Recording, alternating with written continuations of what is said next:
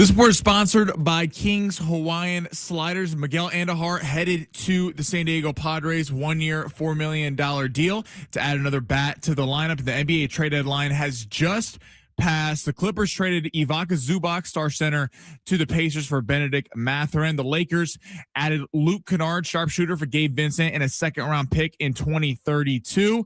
Kristaps Porzingis is on his way to the Golden State Warriors for Jonathan Kuminga and Buddy Hield. And Giannis was not traded. He will likely be moved in the offseason. Nothing brings friends and family together on game day like delicious King's Hawaiian Sliders. Bring them to the big game table and be the real MVP. Pick up some up this weekend in the bakery or deli section of your local store. Football and King's Irresistible Hawaiian Sliders. There's nothing like it.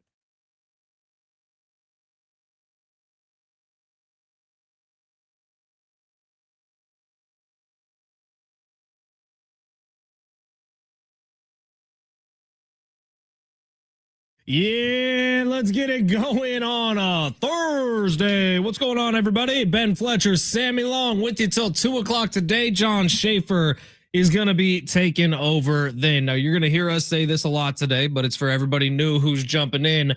Very important that tomorrow you come hang out with us. We're hosting lunch. We got the pizzas. You got you.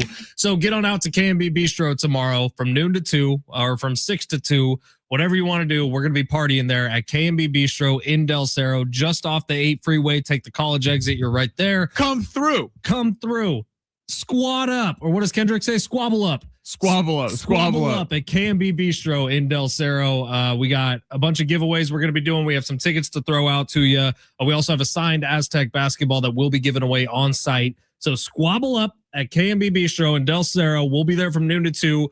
Big Rich, TD, and Fletch, we're doing the pre-show. We'll be there from 6 to 10 for the big game tailgate. We're going to have a lot of fun tomorrow. So free pizza if you come from noon to 2. Ton of giveaways if you come from noon to 2. And Sammy, what's the secret code phrase? Josh Allen PR team. If you whisper that into Sammy's ear, lightly, gently, a soft touch to it. I will buy the first 5 people who do that a beer. One round of beers. I suggest taking Ubers. Yeah, tomorrow is going to be a challenge, man. I don't know, Sammy, were you at the first ever big game tailgate? I don't think I've ever been. So this was 2024. It was the 49ers Chiefs Super Bowl. I remember it well. And we had the big game tailgate, the first ever at K&B Bistro in Del Cerro. And let's just say everybody who was there got schmammered, including the people on the air. And so last year when we did the Cinco de Dos party, which was the 2nd of May, because we didn't get the big game tailgate approved a year ago, I stayed abstinent, stayed completely sober, did not have a touch of alcohol the entire time, which I'll be honest felt kind of lame. I don't know where I'm at for tomorrow yet. Have not game planned. Well, there's nothing worse than when you're the sober one of the group, like the designated driver, and everyone else is hammered around you, and you're hearing these idiotic stories, and you have to pretend like you care. But so I think there's a nice, healthy buzz blend that's not, there's that line. You want to kind of toggle that line in between. I think I'm going to wait. I think what I'm going to do is wait and not participate in the first show and participate more so in the second show with our listeners, with our people, Sammy. Exactly. So 913 says they will be the first person there at 6 a.m. 913, you are welcome. And you are welcome with bells on. We're going to have a lot of fun. I saw the TV today that we're giving away in the morning. It's massive. So get on out there. We also have confirmed, believe it or not, that there definitely actually is going to be a camel at K&B Bistro tomorrow. I got to ask, what went into that? Like, how did that idea come up? So Camel Gin was okay. You gave me a bottle of that. Yeah, it's good stuff, man. It is good stuff. We had them in for a Bar Cart Friday, and the dude, his name is Maz, who owns the company, said, "Hey, if you ever need a camel for anything, I have one." And we said, we have a party coming up in a couple weeks. We need you to bring the camel to the party. We talked to Maz a couple of days ago. Maz said, "I'm bringing the camel. Do you want a 1-humped camel or a 2-humped camel?" What do you think we said? 2 humps. 2 humps. Duh. Not even close. It's a double hump day. Instead of Wednesday, it's Friday. Yeah, not even a conversation. So we'll see you out there tomorrow. If you are coming, drop us a chat on YouTube or the text line. We'd love to hear from you today. And we'd love to see you tomorrow. So 12 to 2, be there, be square. And we're going to talk about everything with the big game. We'll also talk about the fact that the Padres got better. Yes, they did. The Padres got better yesterday. Yesterday was a crazy news day for the San Diego Padres after a very quiet offseason. We found out there's 3 different people who are interested in buying the team. We had a billionaire from Houston, a billionaire who owns Chelsea, and a billionaire who owns the Warriors, all interested in buying the San Diego Padres. And then last night, a little bombshell got dropped. Miguel Andujar is coming to the San Diego Padres. Now, if you're not familiar with him, he was drafted by the New York Yankees. His rookie season, he actually came in second behind Shohei Ohtani for American League Rookie of the Year, hit 27 bombs his rookie season. The dude has legitimate power. Since then, it hasn't been as good. He's been injured a lot. He's bounced around the league a little bit, spent some time with Cleveland, spent some time with the Oakland A's, the Las Vegas, Sacramento, Oakland A's, and now he's a San Diego Padre. They get him on a 1-year, $4 million deal. This is AJ Preller coming through with exactly what he said at the end of last season. He wants to add a couple of bats. They're going to be on the cheaper side. That's what Miguel Andujar is. I don't know that he's an everyday player for the San Diego Padres. He's going to play some corner outfield. He might even play some first base. But what he is an excellent hitter against left-handed pitchers, which is something this lineup desperately missed a year ago. This lineup last year, that was kind of a death knell. I mean, when they would face left-handed pitching, it was tough for this team, and they would look unbelievable when they were facing right-handed pitchers. But you can't have that bad of a glaring weakness, especially if you're going to go into the postseason. I like the move. Obviously, low risk, 1 year, $4 million deal. And to your point, I mean, 2018, he was kind of supposed to be a superstar in the league. Like, he was on that kind of track, hasn't had that kind of run since, but last year was his best year since his rookie year. And with Gavin Sheets likely playing first base, sounds like he's going to get the first crack at that for the Padres, which I like. I like Gavin Sheets in the lineup. He honestly carried the team through a lot of July and August last year. He didn't have to put family first for a little bit. He might have been the Padres MVP last year. Who goes and has a kid and takes time off? we know his deficiencies in the outfield. He's not a defender, but Gavin Sheets back, but he's not a good outfielder. I like there. So I like this signing, and to give AJ Preller some love.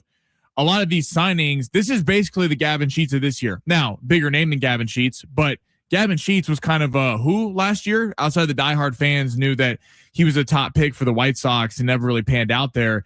And then last year, I think Gavin Sheets and Nick Pivetta coming over were 2 of the main reasons why the Padres ended up making the postseason. So I'm excited about him. I think it certainly can't hurt. Certainly got to get a starting pitcher, but I like that they're filling out the bats a little bit. It was a good move, man. I saw that yesterday and I was like, oh, that makes a ton of sense, which is not often something I say in line with the San Diego Padres. All right, let's get to the big 3 here of our number 1. Sammy Long rips through the top stories in the world of sports. The trade deadline, by the way, in the NBA has come and gone. It was about 8 minutes ago. One very big name did not move. All the hype around one person, all the bets placed on one person didn't go anywhere. I'm sure we'll get to it in the big 3. It's San Diego Sports 760. Sammy, go ahead, smash it.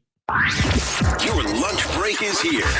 Ready to go back to the office and knock the socks off your friends? I mean, coworkers? It's time for the top stories of the day.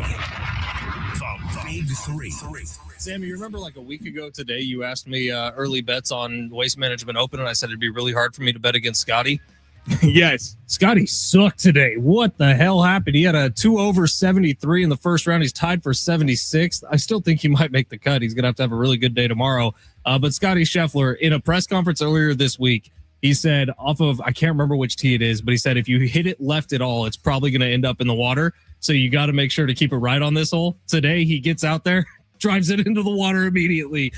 Scotty with a rough day, but we'll see if he can bounce back tomorrow. There's a pretty good top 10 leaderboard. Good top 10. Got her up, baby. Fitzpatrick. Yeah, there's some big names up here. Got her up. And Daniel Berger. By the way, you see my boy Kelsey put it right next to the pin on 16 yesterday? Did not. Was it a little pro-am going on or something? A little pro-am. He put it right next to it. Jason or Travis? Travis. I did see Jason Kelsey's Super Bowl ad, and I got to say, this was genius. Did you see it yet? I haven't seen it yet. Genius. I try not to watch them before. I kind of like to be surprised. I hate that I've seen like 5 Super Bowl ads already because I want to be surprised in the middle of the game, but Jason Kelsey's is one of the smartest ones I've ever seen. I'm ready for Dun Kings part 2 with no J-Lo. All right, what's up? Giannis staying put in Milwaukee. Obviously, all the trade speculation the last couple of weeks. Thought he was going to be moved. And what do you make of the Bucks not trading him, keeping him to the offseason? Do you think this was the right move? Or do you think they should have dealt him? My question today is, has Giannis already dribbled his last basketball for the Milwaukee Bucks? Like, how long is this injury now going to keep Giannis Antetokounmpo out? Because I have a feeling He's just going to sit the rest of the year, and then he's going to go hit the trade market this offseason, and he's going to sign after one season with somebody, he's going to be able to sign a massive deal. Yeah. So I think that this is just going to, like we've seen Giannis's last time donning the Milwaukee Bucks jersey. I do think it's a little bit of a waste of time. Now, I also think that maybe Giannis was part of the reason why this was held up, because it sounds like this upcoming offseason, he gets to have a little more choice in where he lands versus right now, where it felt like the best package was in Golden State. Maybe he didn't want to go there. I think that was signified by the fact that they went and got Porzingis, which doesn't make a whole lot of sense to me. So I do think that Giannis may have held this up a little bit because he thinks he can be a little choosier this upcoming offseason.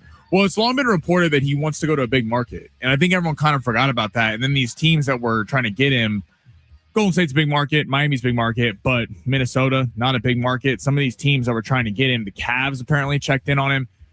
I think it's a little bit about the Bucks wanting to make sure they get the best package, because a lot of these teams' offers will get better in the offseason because they know where these teams are picking, because trading for picks now, you're presuming they're going to bottom out the rest of the season. Also, the Lakers enter the conversation. The Knicks enter the conversation in the offseason because neither of those teams could really make a deal to get Giannis. They just couldn't offer the package that a lot of teams wanted because they're not as pick flush with draft picks. In the offseason, now the Lakers, their steadfast thing was they didn't want to give up any cap space at this trade deadline. So they have a full cap space with LeBron coming off the books. Even after signing Austin Reeves, they're going to have a lot there. So the Lakers enter the conversation. The Knicks enter the conversation. You got a lot of teams that are going to be able to kind of create a bidding war. But to what you just said, I'm curious. It's in both best interests for Giannis and the Bucks for him to not play the rest of the season. A, because the Bucks want to tank. They don't want to win any games. And two, you don't need Giannis getting hurt and then all of his trade value gets shot, because he has dealt with a lot of injuries throughout his career. I'm curious if that's the next fight. If he wants to keep playing, though, because he's a basketball player, and the Bucks are going to have to shut him down, and it could get ugly the next couple months. All right, who next?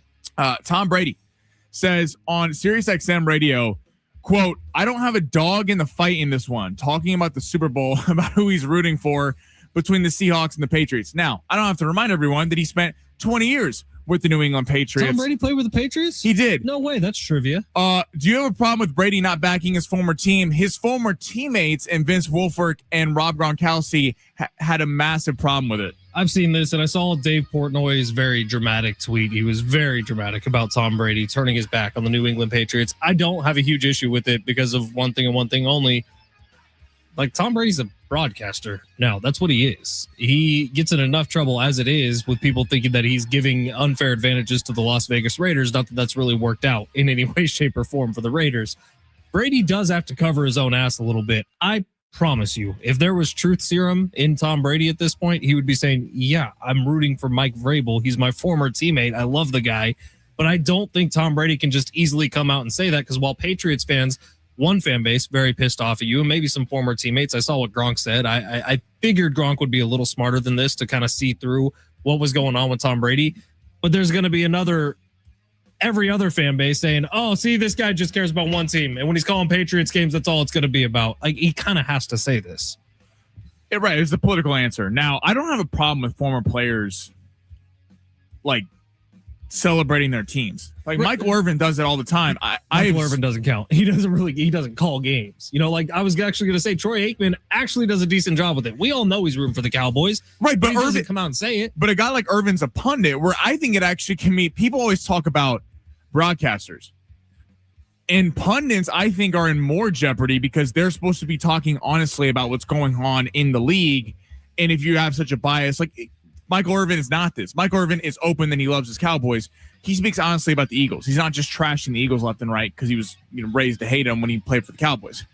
I'm surprised he didn't come out and say this. I get it. He's got a stake in the Raiders. He doesn't want people going the other way to right. Oh, you're just a homer, all this stuff.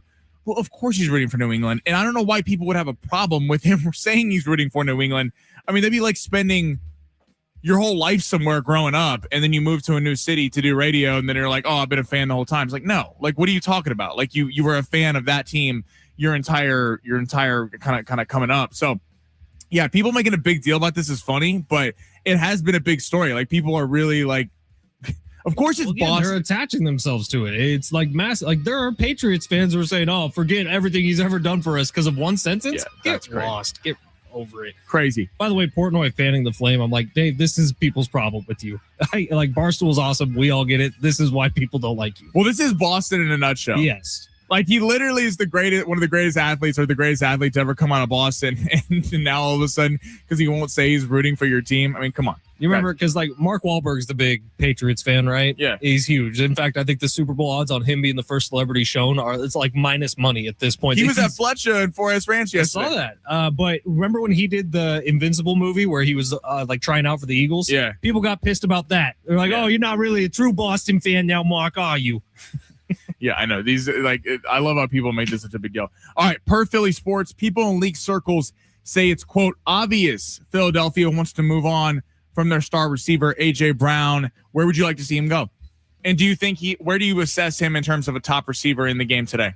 I think he's a problem for the locker room. That doesn't mean he's not an amazing receiver. He was misused in Philadelphia, which is why he became a problem in the locker room. Like, there's two sides to every coin, right? And yeah, I don't think A.J. Brown handled himself well at all in the media or on Twitch or whatever else happened this past year. But I also think he is the number one wide receiver in this league. And at Philly, he just wasn't, because they weren't giving him the ball unless he cried, and then they gave him the ball too much. So I look at A.J. Brown. If used properly, he could be an absolute beast somewhere still. And I don't know where I'd like to see him end up. I know where I don't want him to end up. And that's with the Kansas City Chiefs, who could actually really use A.J. Brown on their team. No, we don't want A.J. Brown. Okay, are you sure? No. You should. I mean, the Chiefs could take him because they have a stable coach and ownership that wouldn't. They have a quarterback who would get him the football. Right, but they wouldn't put up with that BS. That's the thing. But my thing is this. He's 28 years old. He is a great receiver, but it's like, A.J. Brown, what do you want? You played with Tennessee and you didn't win. You had all the stats in the world, and you got beat by your best year. You got beat by Kansas City in the AFC Championship game.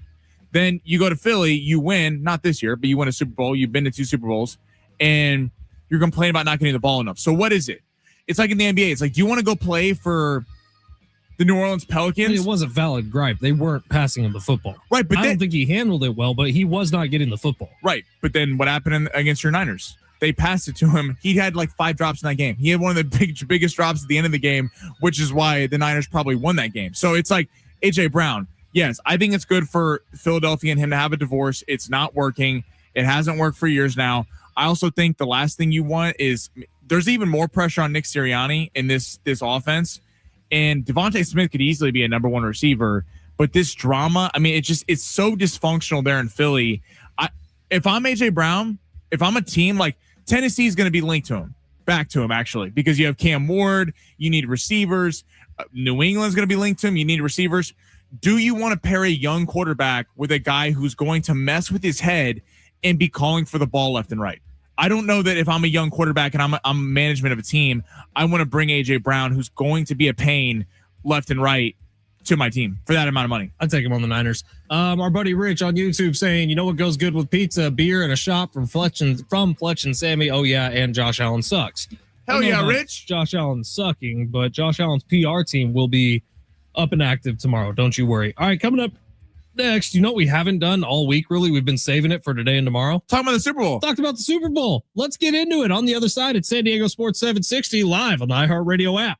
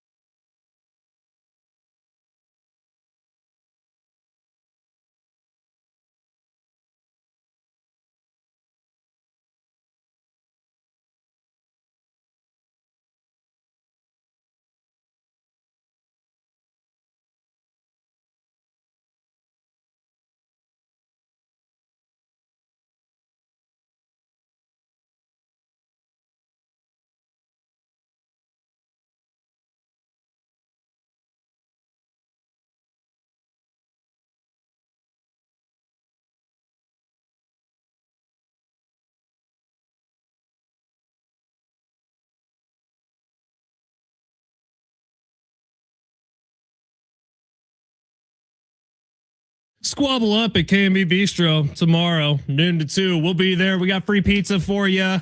Potentially, you might even get me to buy you a beer or something. I don't know. We'll see if that happens. It's going to happen. There's also going to be a camel there at some point. So swing on by. It's going to be a blast. What happens if the camel knocks over those like stacks of alcohol? Not on me. I just want you to know that the sales department was discussing this yesterday. The camel? Yeah. What about it? What I just said. They're concerned that the camel is going to run into the wall of liquor, and they asked who's paying for it. I go, I don't know. I'm not paying for it because I didn't get the camel. I think the camel has to pay for it. I think that's what's going on here, Sammy. It is San Diego Sports 760. If you don't know what we're talking about, the big game tailgate is going down tomorrow. Big Rich, TD, and Fletch over on 101.5 KGB. We'll get things started at 6 a.m. Sammy and I will conclude things at 2 p.m. It's going to be a day full of fun down at KMB Bistro. We got tons of stuff to give away. I know Disneyland tickets are getting given out in the morning. Sammy and I got a signed Aztec football to give away. We got a bunch of free pizza for you as well. So get on down, take your lunch break with us at KMB Bistro in Del Cerro, just off the 8 freeway, right off of College Avenue. Come check it out. We're going to be talking sports. We'll have extra microphones, so if you come, you're welcome on the show tomorrow. Hell yeah. We're going to have some fun, and it's going to be a blast. So get on out to KMB Bistro tomorrow, noon to 2. Speaking of the big game, the Super Bowl is coming up this Sunday, believe it or not. Super Bowl 60 between the Seattle Seahawks and the New England Patriots. The spread 4.5. Is that what it is right now? Yeah, it's holding serve at 4.5. Open is 3.5 in favor of Seattle, and the point total 45.5. Hasn't really moved. It just moved early on the day of after it opened and stayed the same. Now let's think about how these two teams got here. So the Seattle Seahawks ran through the 49ers like a hot knife through butter. Wasn't even a close game whatsoever in Seattle. And then they hosted the Los Angeles Rams. And in a back and forth battle, both teams played well. Matthew Stafford taking advantage of some calls in the second half, I thought, was able to make it a really, really close game. Both quarterbacks played excellent, Sam Darnold and Matthew Stafford. Seahawks get the win.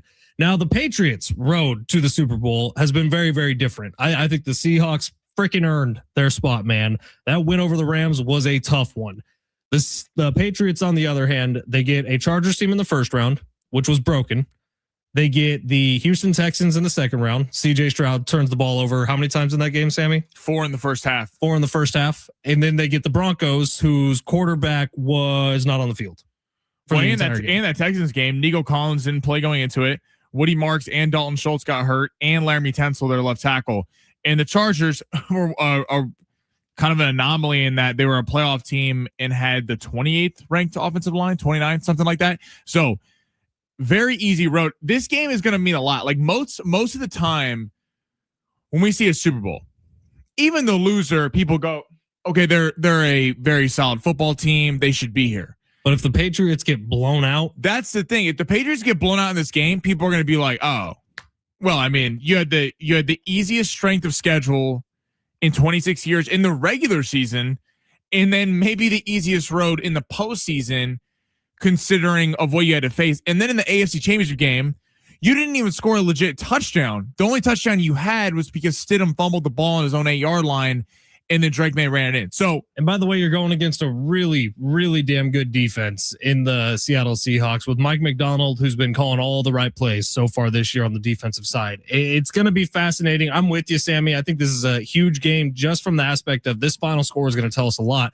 Because, by the way, if the Seahawks lose this game, which I don't think is going to happen, but if the Seahawks lose this game, all of a sudden there has to be some serious questions surrounding Sam Darnold. Well, and I think what hasn't been talked about, because we've been talking about New England's road to the Super Bowl, the Seahawks have earned it, but you also have only played 2 divisional opponents. Now, a lot of people look at that as that's harder to play a divisional opponent in the postseason, a team that knows you so well. So even if there's a little bit of a talent disparity, they're not scared of you. They know your tendencies. They know what you want to do. But it also is like the Seahawks have certainly dominated their division this year, but have we seen them against other competition? And the Patriots defense is no slouch, and Mike Vrabel will have them ready to go. I'm sure there's going to be some wrinkles in there for Sam Darnold specifically. They've had 2 weeks to prepare, just like the Seahawks have. Like the Patriots defense is really good. My fear is we might get another one of these like 9-6 Super Bowls, like a real ugly game that ends with a low final score. I don't think people believe in the Patriots offense and that May's dealing with an arm injury. Kayshon Boutte's been good, but he's not some superstar receiver. And they've really done nothing in the postseason.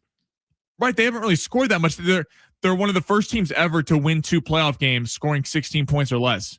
Stephon Diggs, not the same player. The Patriots' path to victory is much more narrow. It's get a lead, Travion Henderson or Ramondre Stevenson have a field day, and force Sam Darnold into turning the ball over. Something he did actually a lot. He had 20 turnovers during the regular season this year. Hasn't turned the ball over in the postseason yet. So they have a shot. It's going to be a fun game. It's a Super Bowl, but I do think there's a little bit of a lack of buzz in terms of people kind of expect the Seahawks to roll. Have you started to put together your long shots for tomorrow? I have. We have the biggest one of your life. Very special Super Bowl long shots. We want to make sure that while you have Super Bowl squares, while you're at the party, not only you dropping information that you heard on this show on your friends and family, you're also going to have a little money on the side. So maybe you're hitting Super Bowl squares, you're hitting long shots with me. Listen, it's going to be it's like payday. Payday's on Friday and on Sunday afternoon. I like it. Jay Silves on YouTube says, I'm going to try to make it to KMB manana, all pending on early meeting adjournment in the Jay AM. Silves. Jay Silves, just have your boss call Sammy. He'll make something up for you. Yes, I'll write a note. And then he signed it, Josh Allen PR team. So yes, Jay Silves, if you whisper that sensually, seductively into Sammy Long's ear, I will buy you a beer. But those are the terms of this agreement. All right. San Diego Sports 760. Take a quick break here. On the other side, NBA trade deadline has come and gone. Let's get into winners, losers, all the cliches. That's next. It's San Diego Sports 760 live on the iHeartRadio app.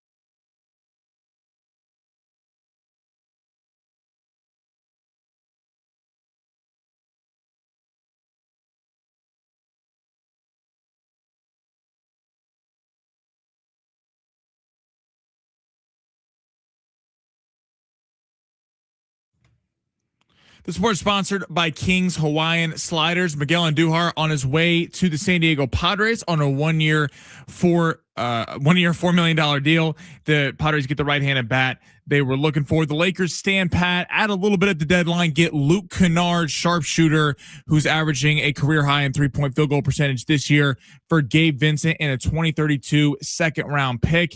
And Giannis was not moved at the trade deadline. They'll be looking to move him in the summer. Nothing brings friends and family together on game day like delicious King's Hawaiian Sliders. Bring them to the big game table and be the real MVP. Pick some up this weekend in the bakery or deli section of your local store. Football and King's Irresistible Hawaiian Sliders. There's nothing like it.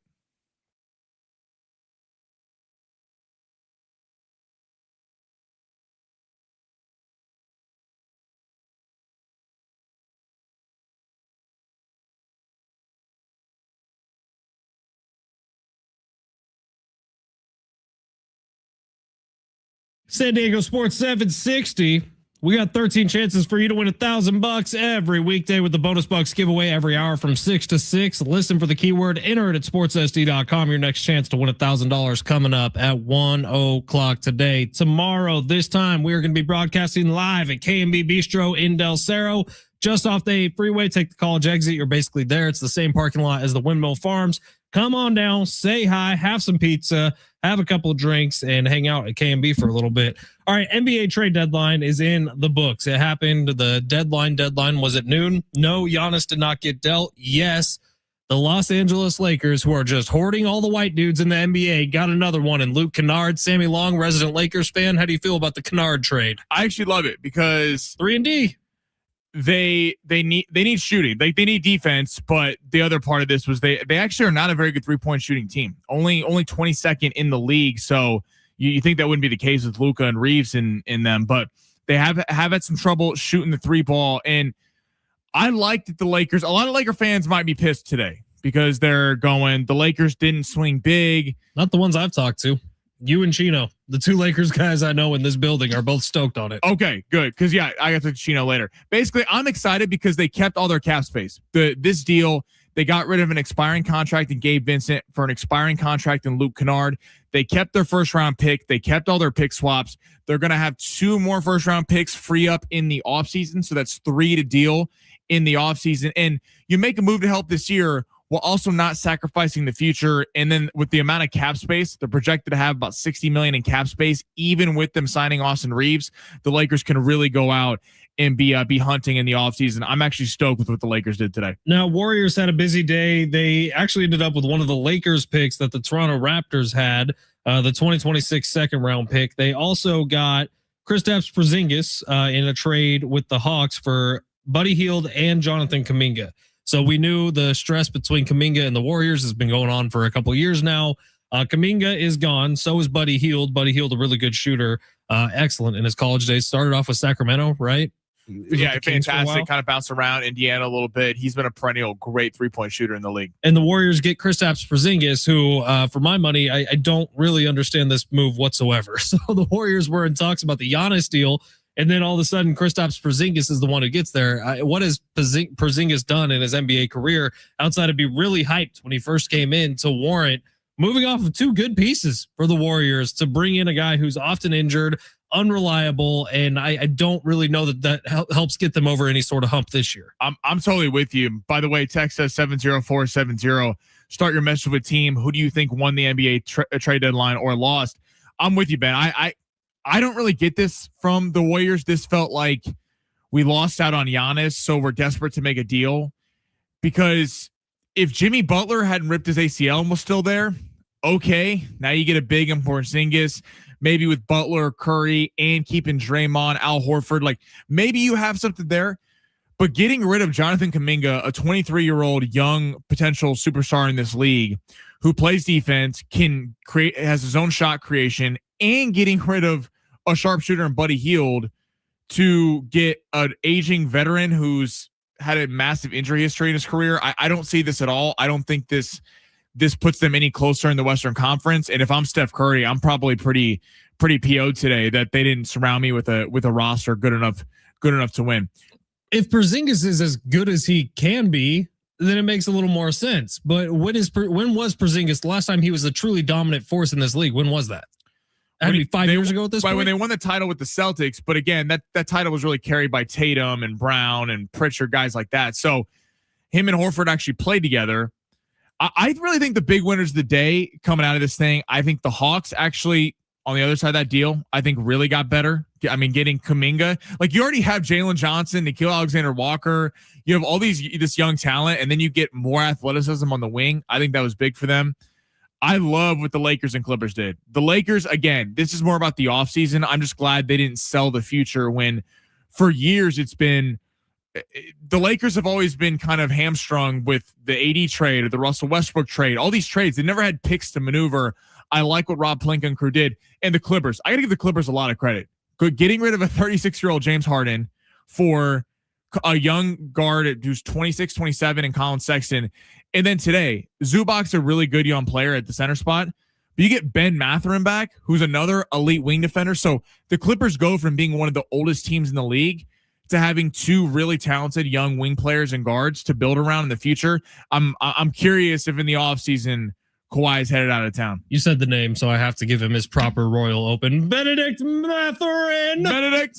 Welcome to the court. Yeah, trade deadline in the books. Obviously, the biggest news of the day: Giannis did not get moved, and Ja didn't either. Apparently, a bunch of teams checked in per Shams, but none of them made a serious offer. Is that because of kind of all the off the court stuff? I don't know. Well, and it was about 5 hours before the trade deadline. Quotes started coming out of Milwaukee saying, "Yeah, I think we're just going to kind of hold on this. We don't love the offers we're getting," and that was sort of what everybody knew. But Giannis not moved, Ja not moved. I'll say this: NBA trade deadline maybe a little disappointing this year. Usually we see at least one of the huge names on the move somewhere. That's what was funny is this year there were so many big names on the block. And then this year we've had more trades than most. There's been a gazillion trades. But I was looking at the freaking tracker just 20 minutes ago and there's like 50 different entries on here. I think another team that people don't talk about, the Charlotte Hornets getting Kobe White from the Bulls was a massive steal, and they've quietly won 7 straight games, and no one's talking about it in the Eastern Conference. That team with LaMelo and Brandon Miller, they got something cooking there with Bridges. But it was a very active trade deadline. We just didn't get it from Morant and Giannis. It makes sense to me why Giannis didn't move because their offers are only going to get better. I don't get the Morant thing because per all reports, it seems like Memphis and Morant are done with each other and don't want to. They don't want Morant anymore. Morant doesn't want to be there. I don't get why he wasn't moved. That doesn't really make sense to me unless they just really hated all the offers coming their way. But you feel like it's not going to get better in the offseason. Like, why, if you don't want him at the deadline, why would you want him in the offseason? Lonzo Ball, now a member of the Utah Jazz, and he's going to be a free agent at the end of this season. Bought out. So Lonzo and Cam Thomas from the Nets are the best buyout candidates who will be kind of have their pick of the litter in the NBA. It's going to be fun. All right, YouTube real quick. Our buddy Steven saying Utah State steamrolled the Lobos at the Pit last night. I watched that game, man. Yeah, Utah State ended up winning by 20. Massive win at one of the hardest places to win. The Pit in New Mexico is unreal in Albuquerque, and that was a huge win for Utah State, man. So you can look at it a couple different ways. It strengthens Utah State's resume in a big way. So you think about Utah State coming to Viejas in a couple weeks. That's a massive opportunity for San Diego State. That could even be a quad 1 win at home, which are few and far between in the Mountain West. And B, it weakens the Lobos, which you were kind of banking on the win, if you can get a win at New Mexico, to be a little bit of a buoy for San Diego State. And it might not be as big. It's still going to be big for the Aztecs, and they need to win that game. Now they need to win it a little more, considering New Mexico has a 20-point loss at home on their resume. Ideally, Utah State would have won by like 1. Yes, because seriously. They would have won. It would have. But what this does is put all the importance on that Utah State game here. It's huge. You have to win the game. And I think now you kind of need to win the game at the Pit also, which is not easy. I know Utah State made it look easy last night. That's a tough place to play, Tough place to play. It just... The Aztecs got to keep. That's why that Wyoming game, like, was it special? No. Was it some great performance? But they just had to win. That stupid 3-pointer at the buzzer, man. Totally. But I feel like that game overall was more about you just need to win the game and get out of that. Because if you had lost to Wyoming, you could probably kiss an at-large big goodbye. I mean, honestly, if they lose that game, you got to take the same mindset with Air Force. You got to beat the crap out of them. And then Utah State in New Mexico, you can't drop them. And it sucks because the Grand Canyon game you look back on as like they would give you a little more leeway had that call, a couple of those calls gone differently at the end of the game, but unfortunately it didn't go the Aztecs way. So even the Utah State game, man, if BJ Davis doesn't foul out, he's been the guy who's hit big shots for them all year. They competed in every game of the Mountain West Conference. Yeah, they've been blown out twice this year. It was the number 2 teams in the country. So outside of that, it's been competitive. The 1 quad 3 loss, which it is now. Troy's actually bumped their way up to quad 3. It was quad 4 for a little bit. That was bad. But the quad 3 loss against Troy is the anchor right now, and that's still holding the Aztecs down. We'll see if they can bounce back here. A 25-point win at Air Force would help, by the way. That would be very nice to see this weekend. All right, we got long shots on the other side. I did want to mention, get your ass out to K&B Bistro tomorrow, 12 to 2. We got free pizza for you. I will not say that 90 more times on today's show, but probably 20 more times. Get on out to K&B Bistro. We'd love to see you, have a beer with you, and jump on the mic while you're out there. We'd love to have you on the show coming up tomorrow. It's San Diego Sports 760. Quick break here. Long shots on the other side. You're listening live on the iHeartRadio app.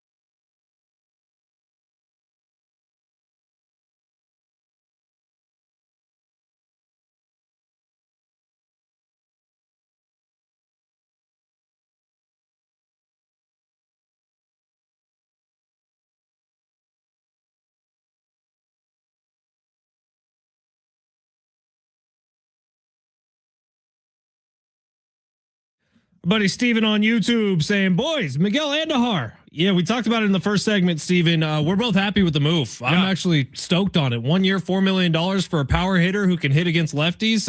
That is exactly what the Padres were missing for a big part of last season. Now it's low risk because he's not making very much money. High risk when you think about the injuries he's gone through since his excellent rookie season, where I think he hit 27 home runs for the Yankees. Actually came in second place behind Shohei Ohtani. 318 that year too. It was incredible. His rookie season hasn't been the same guy since. He had a really nice year a year ago, and we'll see. Maybe the Padres just found a little bit of a diamond. That would be great if they can get a guy to come in. Imagine he hits 20 home runs this year. That is shooting above the moon. What you want. And AJ Preller has certainly earned the right. He's hit on these guys. I mean, yeah. Gavin Sheets last year. I mean, hell, Nick Pavetta's Donovan Solano a couple years ago. Totally. Nick Pivetta is a little bit different. Nick Pivetta was a good pitcher, but not at the level. I think if you would have told anyone that Nick Pivetta would be the number one pitcher down the stretch there at the end of the year and earning it, like genuinely being one of the best pitchers, the best pitcher on the staff in terms of a starter, I think AJ Preller certainly found diamonds in the rough. You wish he had a little bit more of a checkbook to go spend with because you feel like he could really go get some change on this team, but. Shout out to AJ Preller and Andujar. I like the signing. How about our buddy Casey over at Society, excellent brewery, says, I'll bring the entire Society team to KMB if we can get Doug on that camel. Hell yeah. For those who don't know, Doug owns Society, which is an excellent beer. The Pupil is my favorite beer in San Diego. But if Doug, let's do it. An interesting guy, man. Doug talks a lot and he likes to tell stories. And I'm sure he's perfect for radio then. If Doug got on a camel, the entire world would hear that story 19 million times over the course of the next few weeks. Casey, you and the entire Society squad, welcome. Yes, Casey, would love to see all you guys. And I'm surprised. You know, Casey shows a lot. Casey's an Eagle fan, right? Huge Eagle fan. So that's a lot of grace. The only part I don't like about him. That's a lot of grace. I hope you're not going to scare him away. Because of what your Niners did. Plenty of smack. He's able to talk right back to me. I don't know if you remember an NFC championship game just a couple years ago, Sammy. They have all the smack talk rights in the world.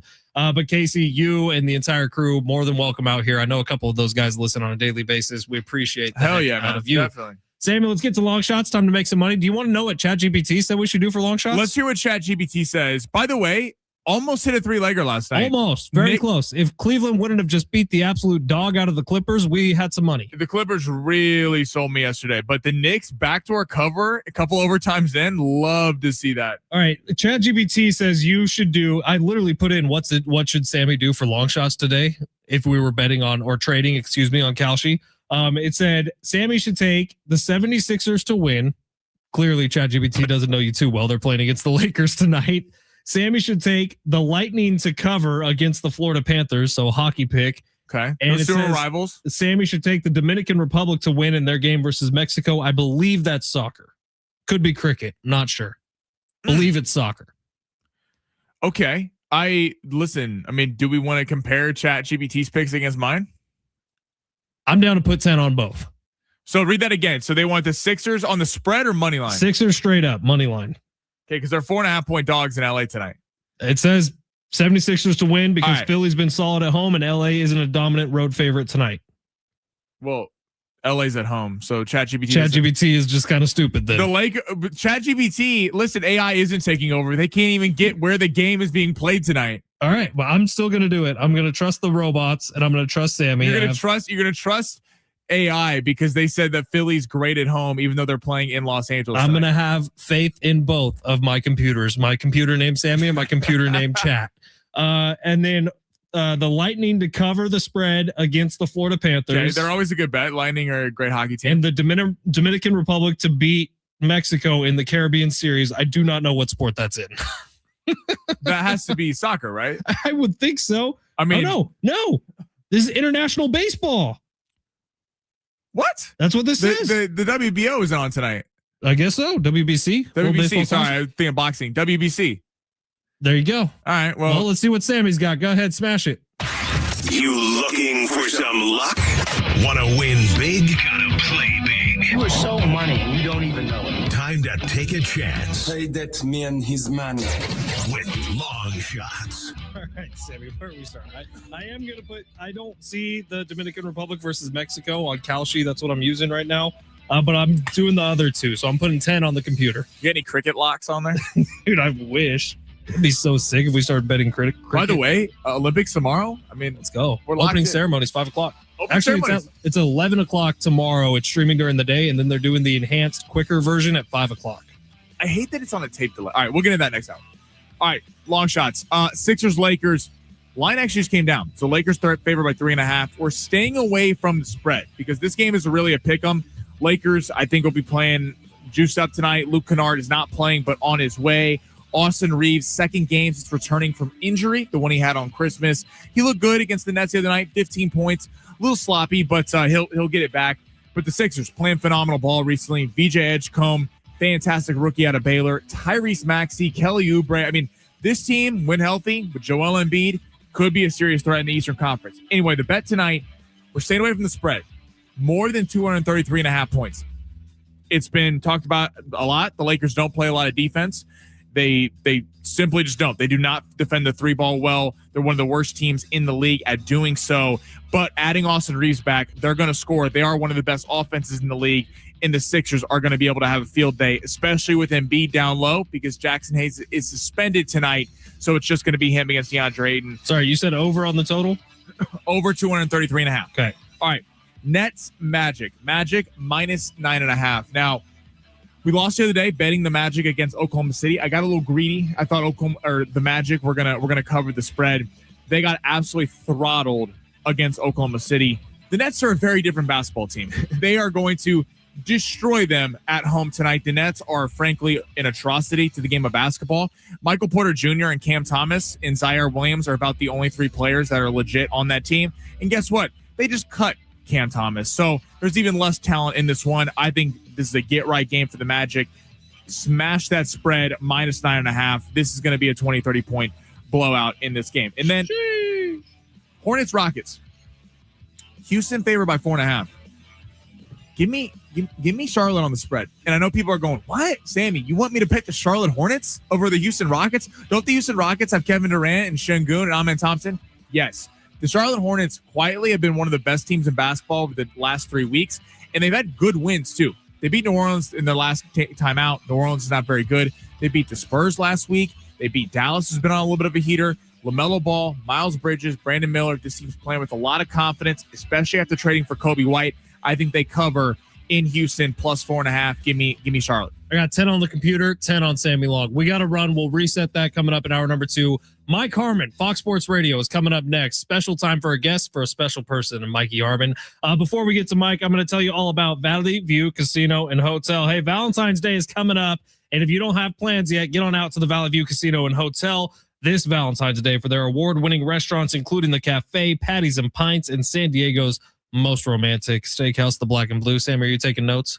I'm taking notes. Most romantic steakhouse, the Black and Blue Steakhouse. While you're there, make sure you sign up for the Players Club because you'll receive over $200 in free offers to use at San Diego's favorite casino, including $10 off your meal at the Black and Blue Steakhouse, where your special date is going to get a Valentine's Day rose giveaway happening on Valentine's night. You can enjoy all American and Asian specialties, handcrafted burgers, perfectly prepared steaks, fresh seafood, and luscious desserts, sure to tempt your sweet tooth and your sweetie. How about it? Get out to Valley View Casino and Hotel. Join the Players Club. Get $200 in instant offers, including $10 off at the Black and Blue Steakhouse. And the more you use your Players Club card on all your favorite slots or table games, the more rewards you're going to earn, like complimentary dining, free hotel stays, luxury gifts, and invitations to exclusive events and more. So don't miss out. Visit Valley View Casino and Hotel on February 14th and indulge in a delicious Valentine's Day feast. To learn more, visit valleyviewcasino.com. All guests 21 and over are invited to enjoy the casino, hotel, and restaurants. Mike Harmon, Fox Sports Radio, coming up next.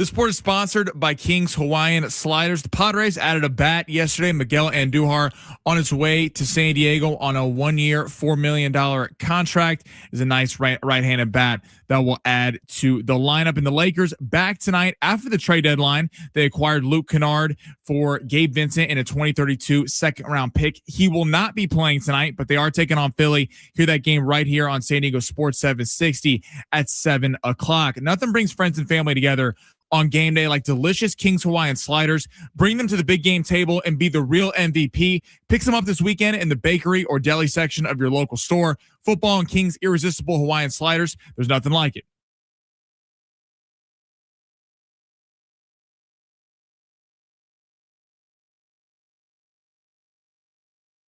San Diego Sports 760, Ben Fletcher, Sammy Long with you till 2 o'clock today. John Schaefer is going to take over then. Hey, every night when you're listening to San Diego Sports 760, driving around, you hear a little show called The Jason Smith Show with his best friend in the whole wide world, Mike Harmon, and it sounds a little something like this. Mike Harmon, what's going on, my friend? How are you? It's been a while.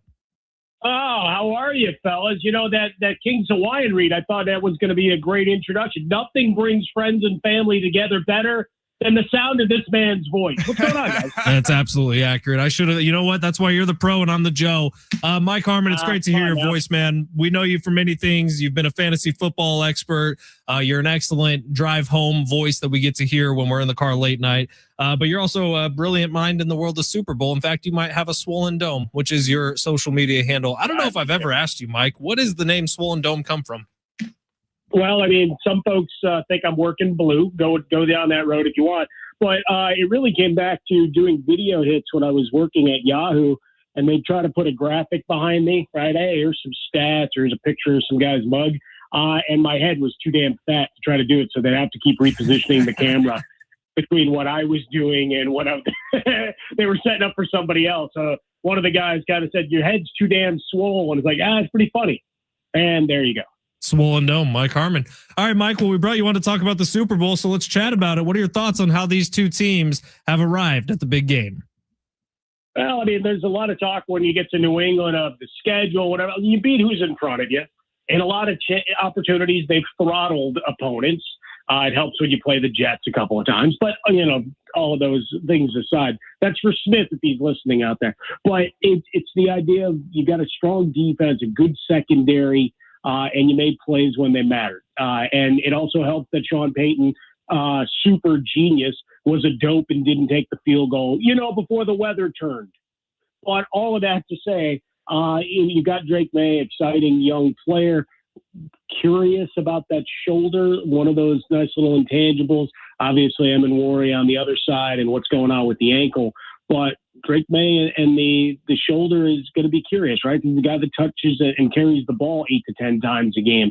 All of a sudden, he's getting driven into the turf. And those guys gang tackle. Like I've kind of equated it to, remember the old Mutual of Omaha Presents? And then you'd have the Lions on the Serengeti or Jackals chasing people down. Yeah. Yeah, I mean, that's kind of what Seattle does as the defense. So Drake May will pay the worst for it. And that's my big fear in this one, is that all of a sudden we're going down that depth chart. When we look at the betting line, that Seattle opened as 3.5 point favorites, kind of held steady at 4.5 the last week. Do you think people are too high on Seattle? Like, are they not giving New England enough of a chance, or where are you at with that? Yeah, I think to some degree, when you're outside of that key 3 number, that, there's a little bit of the expectation that they're going to overwhelm, perhaps due to the schedule, perhaps, recency of, beating up on the Rams, even though the Rams, I mean, look what Matthew Stafford was able to do offensively, almost 1,000 passing yards the last 2 times he played them. There's always the Sam Darnold effect, the one story that's been the through line for all of this amidst the NBA trade deadline, people and their faux outrage about the Hall of Fame or victory laps if they don't like the Patriots, all of that stuff. Wondering if the defense can rattle Sam Darnold, or if Charbonnet not being there, if Kenneth Walker III is strong enough to get the run game going. I think it's a close game. I think it's low scoring, and that defense for Vrabel is good enough to slow things down. Big play potential there. Shaheed, we talk about Cooper Kupp alongside JSN. Notice those are some names that you look at in the fantasy betting, fantasy daily or the betting parlance based on their red zone efficiencies and effectiveness. Barner, another one based on the tush pushes he's run through the year. But I think it's a close game. I think it's a field goal kicking contest in the end. Wow. Mike Harmon, Fox Sports Radio. You hear him every night here on San Diego Sports 760 as he does his show with Jason Smith on a nightly basis during the week. Mike, Sammy and I here, we see headlines all the time, and there's been a headline rolling around about Mike Vrabel, who you were just talking about, the Patriots head coach. Now, a few years ago, he talked about cutting off a certain piece of his body to win a Super Bowl. This year, he said he'd split it in half. Do you have any reaction to Mike Vrabel being a total psychopath? Well, you know what? You got to be a little bit on the edge to be great. And I'm looking in the mirror as I say that again. Maybe not crazy enough. But, there's something to be said for that, right? You need a bit of ego, a little hubris. And, you got to manage that with a little bit of delicate genius along the way. And Vrabel, he is, it's the old WYSIWYG, right? What you see is what you get. He's just that guy. And I don't know. We haven't had the opportunity. Dan Campbell was supposed to go running, streaking through the neighborhood like he was in old school. He'd won. Although Detroit never got over. I don't know if anybody's running around the 619 that way. If you guys have bets between each other, that's great too. But Vrabel, it would not. I mean, is he ever going to show it? Like, are you going to believe him if he just says it? Prove it, Mike. That's what I'm asking for. Sammy runs around naked all the time, by the way. It's just a hobby of his. I mean, it's radio. Who knows? Right. Who knows? Exactly. Do you see the winner of this game, the Patriots or Seahawks? Do you see either team becoming a little bit of a dynasty, or do you think this is kind of a one-off Super Bowl? I think the NFC West is too strong. I don't know what Arizona is. We can mock them another time as they were last in. They grabbed LaFleur. See, it's all the extended universe because we get Vince Vaughn in a second time. Hey, LaFleur. But it's the Rams aren't going anywhere. The 49ers, as long as they can figure out where they're supposed to practice. How about that for an untraveled story for the week? Neither team wanted to practice at the 49ers facility because of all this. Isn't that interesting? Yeah. Trip around the Bay Area the other way. Go to Ghirardelli, all that fun stuff. But on the Patriots side, I got to think you got enough teams that are just on the cusp to retool, and it doesn't, not to take away from what they've done. But right now you're also in a position where Buffalo's still strong. Josh Allen's still there, may not ever get over, but they're going to battle you for the division. Miami and the Jets can't get out of their own way. So you at least have a run back into the playoffs. And once you're in the tournament, hey, all bets are off. Now, Mike Harmon joining us, Fox Sports Radio. You hear him every night here on 760. Mike, you are a big Bears fan. You got to be pretty happy with the way the season went. Strong year, lots of noise still in there. As I argued with Smith all year long, because I think he's like the touch of death on things. Like, yeah, they're coming. And then they play well, and then they fall short. Some curious circumstance, play calling, etc. You give up 26 points a game, though, you're going to lose more often than they did. Generally. So you pick up a bunch of turnovers that saved what were otherwise long and protracted drives, big plays, explosiveness. Got to clean up some of that. Losing a couple of assistants doesn't help. Right? You lose your OC, whether he was just an underling for Ben Johnson or not. It's still a body that in the room that everybody had established a rapport with. He leaves for Baltimore, right? Bieniemy leaves. Say what you will about, head coaching, and we can have those arguments again, but he goes back to Kansas City, and Matt Nagy loses that game of musical chairs and has to leave. He doesn't get a head coaching job, and now he becomes what seems to be a pity hiring there. But for Caleb Williams, I'm not worried about the completion percentages. This game is predicated on big plays, explosive plays, and working to that. Yeah, you need some more efficiency in short and intermediate passing. And I think that comes in time, right? He had to relearn how to play the position, but go get an edge rusher, maybe go find Max Crosby for the last couple of viable years of his career, and run from there. What NFL head coaching hire do you think is going to have the most immediate success next year? I got to think based on division, Harbaugh can go, and the Giants, if he can keep Jackson Dart out of the medical tent, because you can't follow him in like Dable tried to. If you can keep him out of the tent, you get Neighbors and Scadaboo back. I'm actually pretty excited to see what you do there. Wan'Dale Robinson was near 1,000-yard receiver. So you do have some elements there as well as a pretty good defense. And Philadelphia, I mean, the offensive line coach, there's the other big line out of Super Bowl week, just saying, I'm done with this and I'm walking away. That means two of their big, long-time heroes may walk away as well, right? Those guys have been threatening retirement. This might be enough to send them spiraling. And what's that Philly offense look like? So for the Giants, the potential for an easy run. I know that's the easy answer with Harbaugh, but I think it works. Mike Harmon, Fox Sports Radio, on with us. Mike, scrolling through your social media, I see you're pumped up on the curling being here already in the Olympics ahead of the opening ceremony. You pretty pumped for the Olympics? I'm pretty jacked. I mean, we talked a little bit about the Lindsey Vonn thing, going to go and ski on one leg. I don't know if there were sponsor activations that would have cost her money otherwise, but one of the big celebrity kind of crossover heroes we have this time around that you could push in terms of your marketing. The curling was interesting because the lights went out like 5 minutes after the airtime. So, I mean, I was like, what the hell are we doing? Someone pay the electric bill and let's get after it. It's always about cycling to the next. You guys know this. It's like football and I love it. But when it's time to put it away, we put it in a little box. We're paying attention, right? We get ready for the combine and the draft and all of that and whatever other iterations of foolishness we get in the offing, like the Rams and 49ers going to play in Australia. What the hell are we doing? Yeah, it pisses me off, actually. And Robert Saleh. Like, what are we doing? But in the interim, like, we get big events. We celebrate big events and chaos. And on the world stage, what better? I'll tell you, Sammy and I figure out how the hell we're going to. Go ahead. We're pumped to live bet some hockey. Team USA in the running for a goal. Oh, yeah. Is that the women's team today? What was the spread on that one? What was going on today? Was there hockey? Did we miss it already? The women's team played earlier. Sammy, this is where you need to come through. We do long shots with Sammy Long. How is this my fault? You're the betting guy.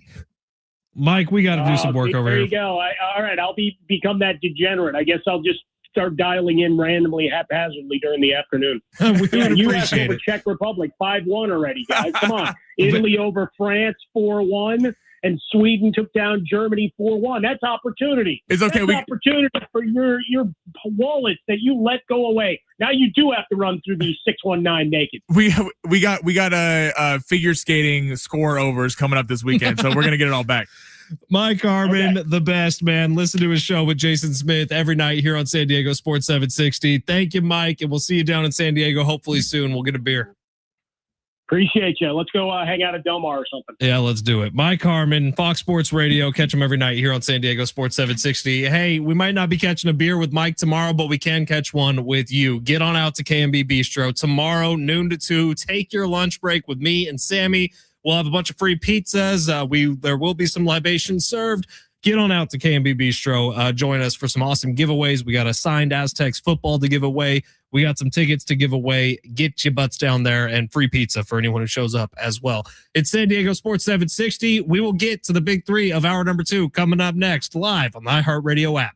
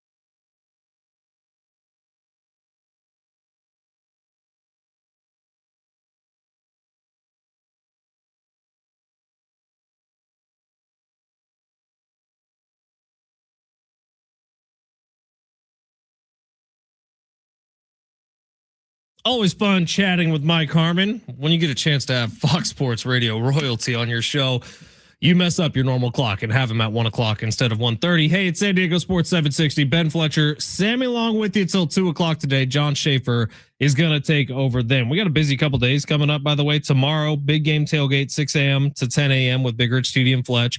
Noon to 2, me and Sammy are going to be at K&B Bistro in Del Cerro. Swing on by, grab some pizza, get ready for the big game with us. We already got a guest list coming. You don't want to miss out. We want to meet all of you. Everyone, and if you show up, you're getting on the microphone. You're not escaping that, dude. You can tell. You can literally give us your hottest take. Write it down. Absolutely. We'll drop it on air. Absolutely. We want to hang out with you, so get on out. We got some free pizzas for you. Sammy, code word, please. Josh Allen, PR team. If you whisper that into Sammy's ear, they will have a beer coming your way, courtesy of the two. I'm excited. Who's the first person going to say Josh Allen, PR team to us?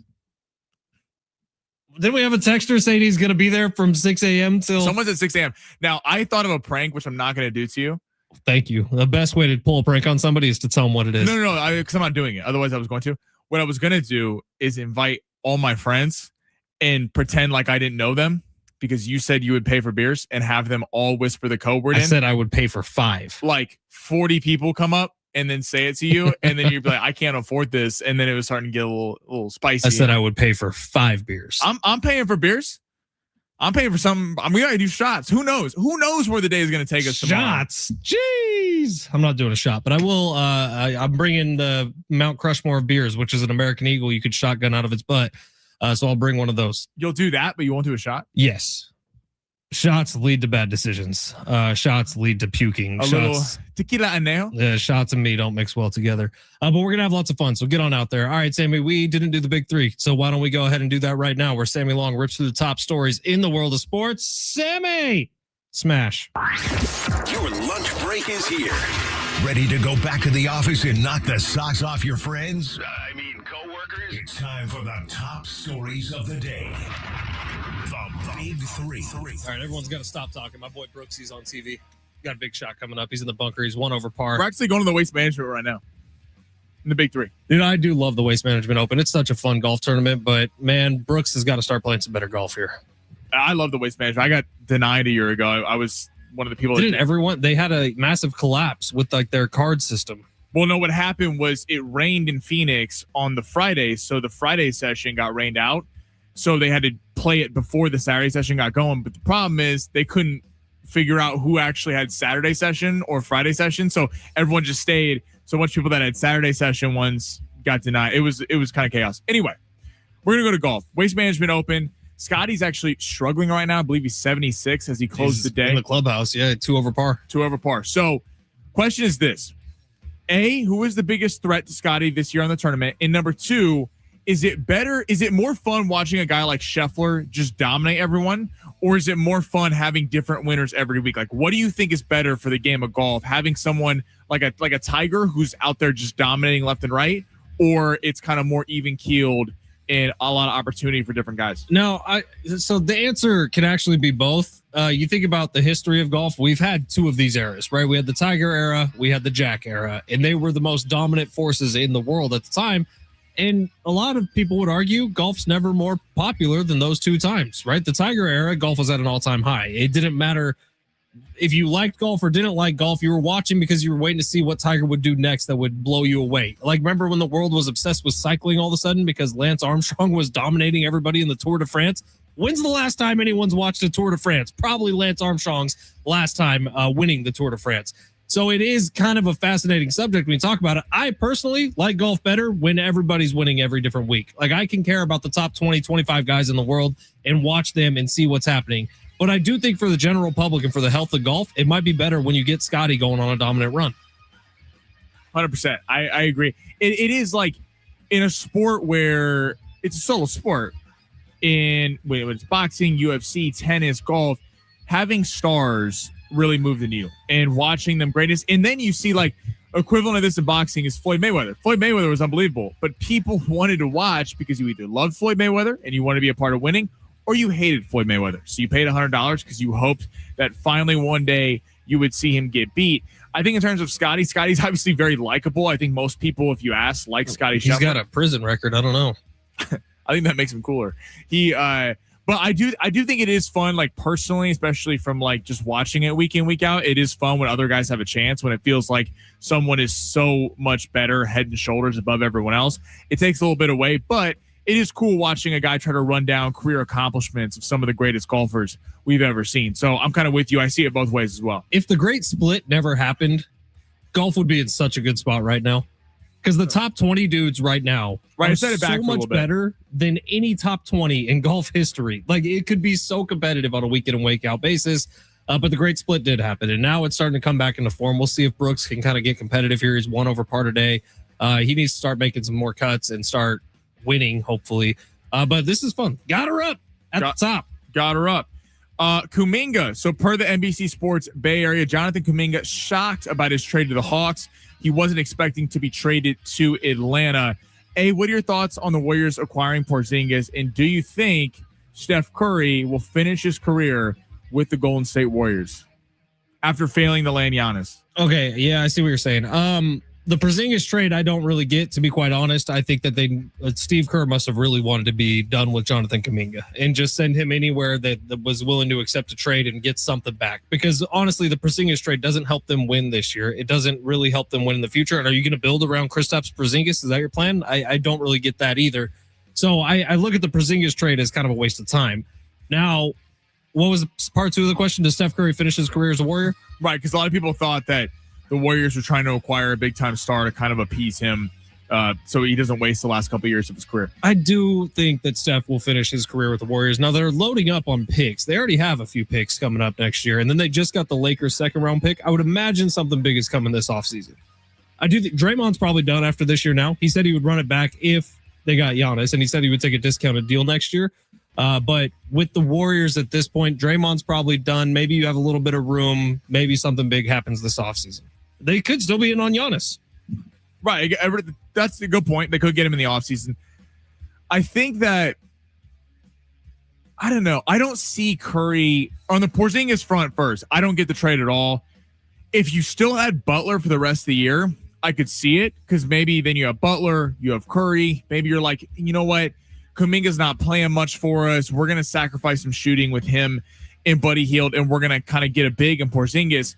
Because during all those runs, the Warriors never had bigs. They've always had their team as kind of a 5 wide out team. And the last few years, Draymond Green has been playing the center spot. And although him being a great defender, he's not a he's obviously not a true center. He's more of a power forward. So I could see it a little bit from that perspective if Butler was still there. I don't get it without Butler.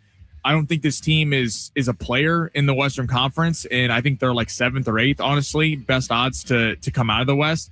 And you give up on Kuminga, a guy that, look, I get you're going to side with Steve Kerr, who's won you 4 championships, but you're giving up on a 23-year-old who can play defense and is an elite scorer. That just doesn't seem smart to me. In regards to Curry, I don't think so, because I don't think Curry's so beloved up there. He's such an institution of that organization. I don't see him at this stage in his career requesting out and making a big fuss of it.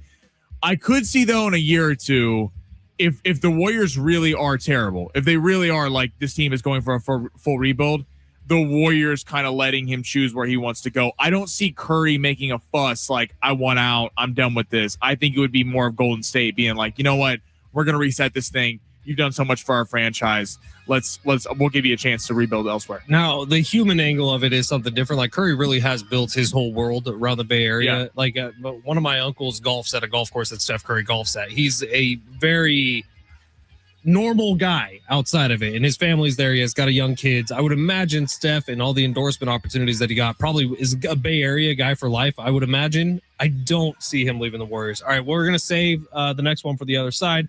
Let's catch up on a few of these texts while we have a second. 619, I jumped on late, but wanted to see or check in to see if you guys were aware that mega Aztecs fan Chet Carney passed away recently. Not sure if you guys know who that is, but that guy used to be a lightning rod getting the Aztecs fans hyped up. He will be missed. I never got to meet Chet. I do know of him. He was the 1-2-3 Aztecs guy at Viejas Arena. Incredible guy from everything I've heard. I know a lot of people who know him, and very, very sad news. I saw that yesterday. Sucks, 913, I will be there at 6 a.m. tomorrow. I believe that's our buddy, Jeremy, who also says you guys are doing the Flabongo. I don't know if the Flabongo is coming out, but Mount Crushmore of beers will definitely be there tomorrow.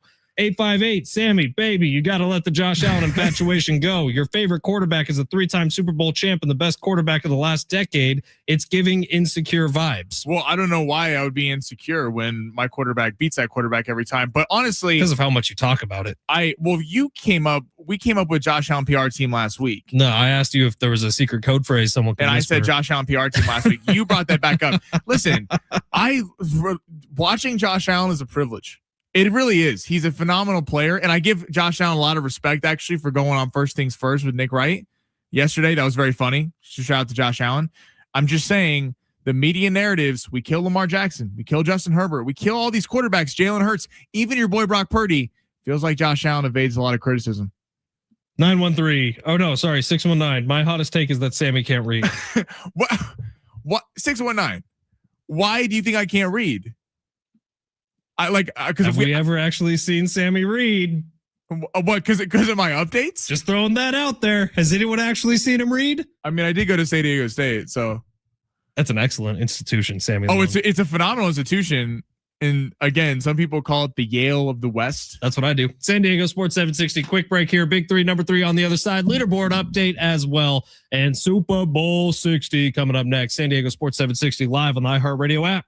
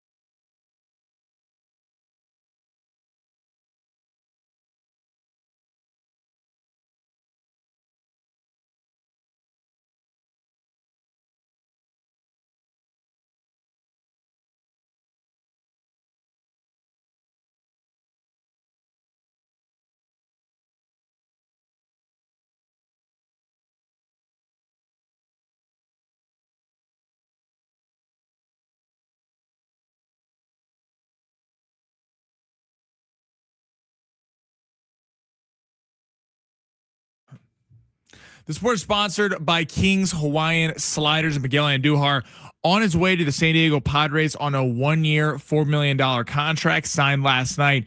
Be a nice righty bat to add to the lineup. In the Lake Show are back tonight. Trade deadline pass. Lakers add Luke Kennard for Gabe Vincent in a 2032 second round pick. He will not be playing tonight, but the Lakers will be taking on the Sixers up in LA at Crypto. Lakers are currently 3.5-point favorites. Hear that game right here on San Diego Sports 760 at 7 o'clock. Nothing brings friends and family together on game day like delicious King's Hawaiian Sliders. Bring them to the big game table and be the real MVP. Pick some up this weekend in the bakery or deli section of your local store. Football and King's irresistible Hawaiian Sliders. There's nothing like it.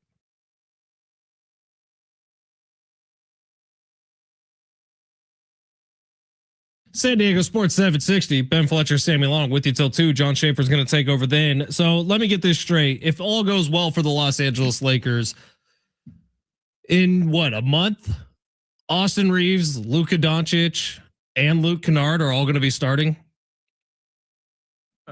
Wait, say that again? Austin Reeves, Luka Doncic, and Luke Kennard will all be starting for the Lakers at some point this season. Luke Kennard might start. That depends. Dude, you are walking down the Vaughn's aisle. You are in the wine section, and on the side of the row, it says exciting whites. That's what the Lakers Reeves and Luka will obviously be starting. Aiton's going to have to start because of size. LeBron's going to start. And then it's going to be, do you go Vando for defense, or will Luke Kennard be starting for a little 3-point prowess? Maybe Marcus Smart. But yeah, when they need offense. New England Patriots wide receiving core when Tom Brady's the quarterback. It's actually Julian Edelman and Wes Welker on the Los Angeles Lakers. It's actually it's a good gift for him, but they are going to need some defense. So I don't know that he's going to start. All right. Well, it's San Diego Sports 760. We got the Super Bowl coming up in just a few days. The 619 is asking if we can check and see if Sammy can read a whole page from a Harry Potter book. That's why I played 50 Cent, because that was the 50 Cent and Floyd Mayweather beef. Remember where Floyd went at him and he goes, if you can read a page from this book, he's like, I'll donate a bunch of money. Maybe we do that tomorrow at the Big Game Tailgate. I can live. read. What book do you want? What? Prisoner of Azkaban. That's number 3. Goblet of Fire. That's number 4. I know. What's your favorite Harry Potter movie? Yeah. I kind of love The Prisoner of Azkaban, which I know is not everyone's favorite. No, Sirius Black. It's a good one. Gary Oldman kills it like he always does.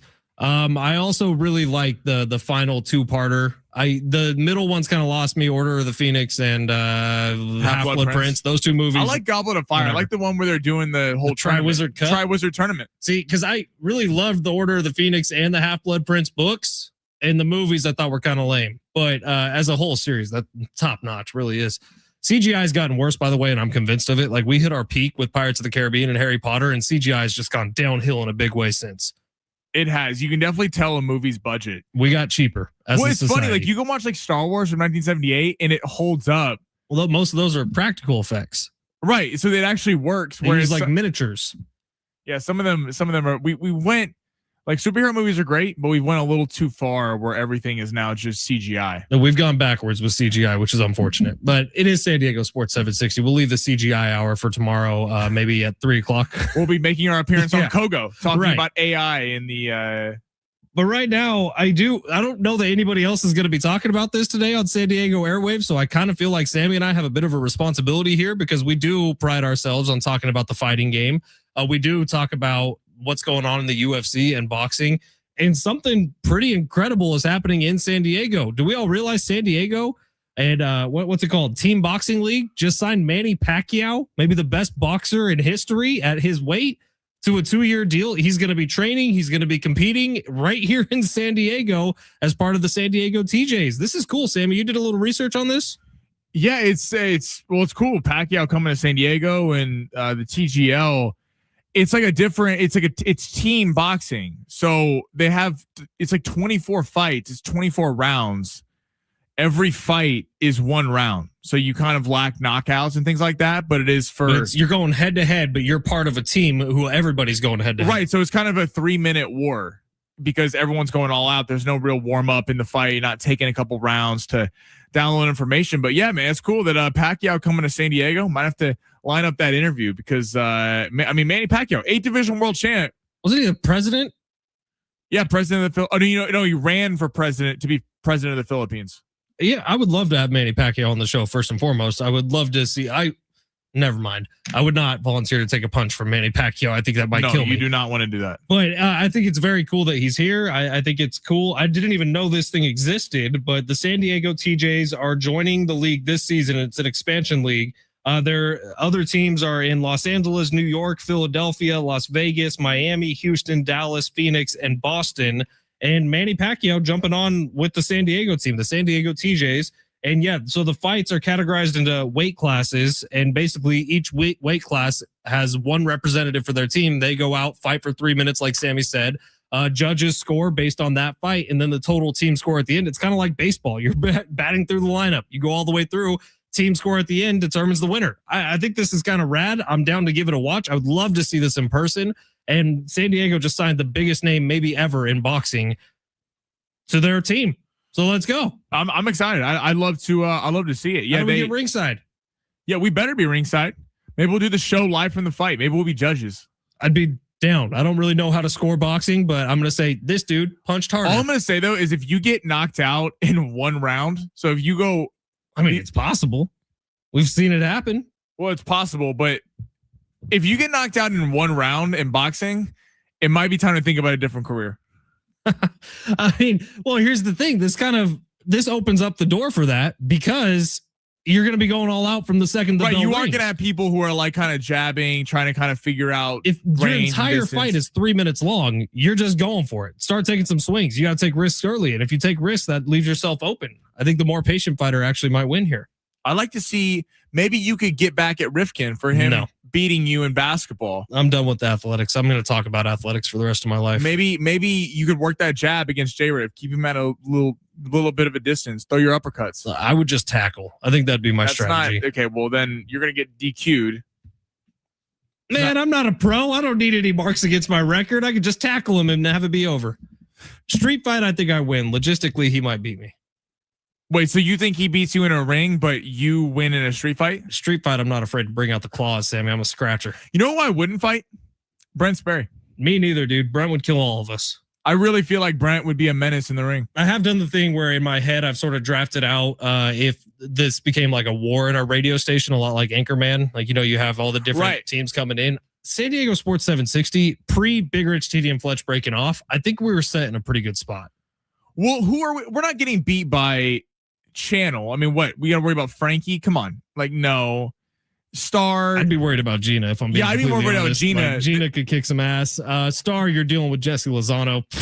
Yeah, that's quick body shot to the liver gone. I mean, the problem is over on the FM world, you have a lot of people doing double duty on multiple stations. So a guy like Beto is on a couple different stations. Right. Does he get to fight on two teams? We're not worried about Beto. Thor on Rock. Dude, Thor is chiseled. Right. That's a little concerning. He grew into that name. When he adopted the name of Thor, he was kind of a string being. Now, all of a sudden, like Thor is jacked. I don't think we're scared of Apani. No. No one on Lou Penrose going to piece us up on Kogo. Lou Penrose is a dude stayed in shape. Give him that. He's a Niners fan too, so you got to give him a little respect. I love Lou. I'm just saying I like us in that fight. Here's what's important. Tomorrow, noon to 2, we are at K&B Bistro in Del Cerro. Here's what's also important. There's going to be free pizza. So if you want to take your lunch break, maybe a little extended lunch, tell the boss, hey, boss, the tummy, it's not doing too good. That's muy malo. Come on out to K&B Bistro. Hang out. Have a good time with us. First 5 people who go up to Sammy and say, Josh Allen PR team. You're getting a free beer courtesy of us. See, we have a Bills fan on the text line who doesn't like that I go at Josh Allen, but it's a real, if the 858 is coming, you could get a free beer by just admitting that your quarterback has a PR team assigned to him. It's a real kind of Sophie's choice there. Our guy Jamar on YouTube saying boxing judges are so corrupt and full of ass. Fletch with no experience is just as good, if not a better judge. Yeah. I mean, literally, I'd Fletch just be could like, be world champ. Hey, this guy looks like he won. Look at the other dude. He's bloodied. He's beaten. He's bruised. I'd like to see you against J-Riff. I don't want this whole like the YouTube boxing thing. I saw a couple of video game streamers just Well, beating each other's not faces fighting. in the other That day. is despicable to the fight game. I'm like, what are we doing? Why is this the way you're going to make money? There's like 10 people in an arena watching these two guys fight each other who I've never heard of in my life. My friend sent me this link and said, hey, this guy who plays video games is getting his ass kicked right now. Online beefs on YouTube, and then they like make like their own promotion services. Seriously, there was 10 people in a high school auditorium watching these two video game streamers who are both out of shape fight each other. And then there's some dweeb in the middle wearing a referee shirt talking on a mic, commentating while he's reffing. I got to give him a little credit though. Like if you can sell it and people are going to tune in, these fools make a ton of money. How? Where's the money coming in? Because people like you watch, like you're like, yes, you're like, this is awful, but why am I like bored on a Friday night watching this? That's a great point. All right, it's San Diego Sports 760. We'll reset long shots on the other side. Get you ready for the day in sports coming up next. It's San Diego Sports 760 live on the iHeartRadio app.